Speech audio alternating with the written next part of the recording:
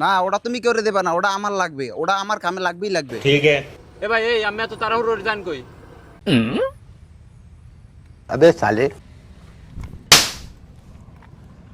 এ ভাই এই আমি তোপাটা মারলেন কেমন রে?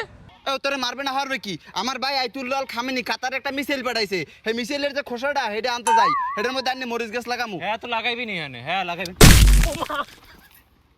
অসভ্য জানি কোরআনকার।